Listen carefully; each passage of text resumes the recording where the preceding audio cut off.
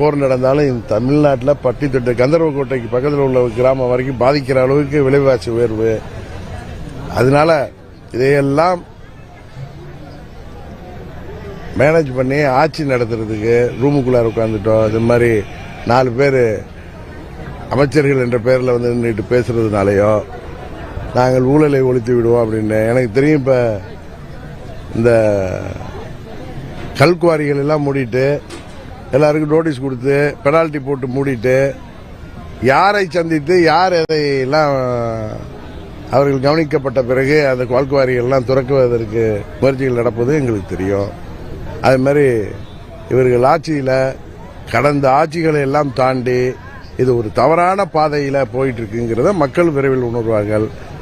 அது முதல்வர் விஜய் அவர்களோட வார்த்தையில சொல்லணும், அந்த ஆச்சரிய குறிகள் இதையெல்லாம் தெரியாம எல்லாரையும் சேட்டை வாரி வீசுவதனாலயோ, நீங்க முன்ன ரீல்ஸ் போட்டு முன்ன சினிமா படம் மாதிரி எடுத்தீங்க, இப்ப நீங்க தான் எல்லாத்தையும் இப்ப படம் ஓட்ட முடியாது. இப்ப இது யதார்த்தம், ரியாலிட்டிக்கு வந்துட்டீங்க. நடவடிக்கை எடுங்க. தமிழ்நாட்டு மக்களுக்கு உங்களுக்கு வாய்ப்பை கொடுத்திருக்காங்க. கம்யூனிஸ்ட் கட்சிகள் உங்களுக்கு வெளியிலேருந்து ஆதரவு கொடுக்குற ஏதோ ஜனாதிபதி ஆட்சி வந்துடக்கூடாதுன்னு. அதே மாதிரி திருமாவளவன் அவர்கள் அதில் அமைச்சராக பங்கேற்றிருக்காரு. காங்கிரஸ் பற்றி தான் தெரியும் உங்களுக்கு.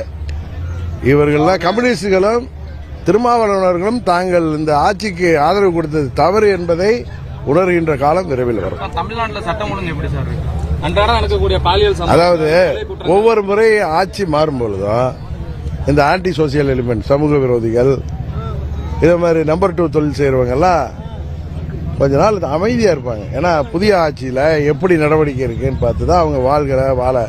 அம்மா மாதிரி ஆட்சினா வாழை சுட்டிட்டு வேற ஸ்டேட்டுக்கு ஓடிடுவாங்க, இல்ல தமிழ்நாடு அமைதியாயிரும்.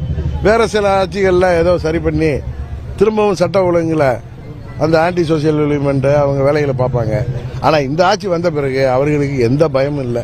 கடந்த ஆட்சி காலத்தில் என்னென்னலாம் குறை சொல்லப்பட்டதோ அதை விட அதிகமாக இன்றைக்கு போதை மருந்து புழக்கம், வியாபாரம், அதிகமாக பெண்களுக்கு பாதுகாப்பின்மை, அதிகமாக வன்கொடுமை, கொலைகள், திருட்டு, கொலைகள் எல்லாமே அதை விட அதிகமாக இன்னும் வேகமாக நடக்குது. இதை தடுப்பதற்கு வழியை பாருங்க. என்னவோ சிங்கப்பெண் படைன்னு ஏற்கனவே இருந்த அந்த பிங்க் பெட்ரோல் வண்டிகளை பெயிண்டம் அடிச்சு வெள்ளை கலரை மாத்திருக்கீங்க. அதெல்லாம் இன்னும் திறக்கிறதுக்கு 4 நட்சத்திரம் பார்க்காம நாங்க சொல்வது உங்களை குறை சொல்ல வரல. சட்டம் ஒழுங்கு என்பது இதுக்குதான் நான் சொல்ல வந்தேன். சட்டம் ஒழுங்கு என்பது இதுக்கெல்லாம் கால அவகாசம் கொடுக்கிறது இது அடிப்படை. இதுல நீங்க எமர்ஜென்சி சர்வீஸ் இதெல்லாம் இதுல நீங்க ஆட்சிக்கு வந்ததுல இருந்து காவல்துறை இருக்காங்கல்ல, அவர்களை வைத்து இதெல்லாம் சரி செய்யணும். இதுல உங்களை கண்டு சமூக விரோதிகள் பயப்படணும்.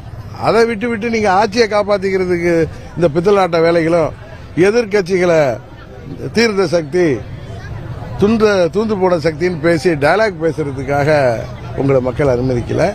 ஆட்சி பொறுப்புக்கு வந்தீங்க, இன்னும் தேர்தல் நேரத்தில் பேசுற மாதிரியே கத்தி பேசி டயலாக் விடுறதுனாலையும் ஒன்றும் நடக்க போறதில்ல. ஒழுங்காக ஆட்சியை கொடுங்கள் என்பதுதான் தமிழ்நாட்டு மக்களின் சார்பாக மக்களில் ஒருவனாக நானும் சொல்றது. இதை புரிந்து கொள்ளாமல் நீங்கள் உங்களை பார்த்து ஆட்சி நடத்த விடமாட்டேன்னு சொல்றது தவறு. நீங்க இந்த சட்டம் ஒழுங்க சரி பண்ணுங்க, பெண்கள் பாதுகாப்பை இப்பிலிருந்து சரி பண்ணுங்க.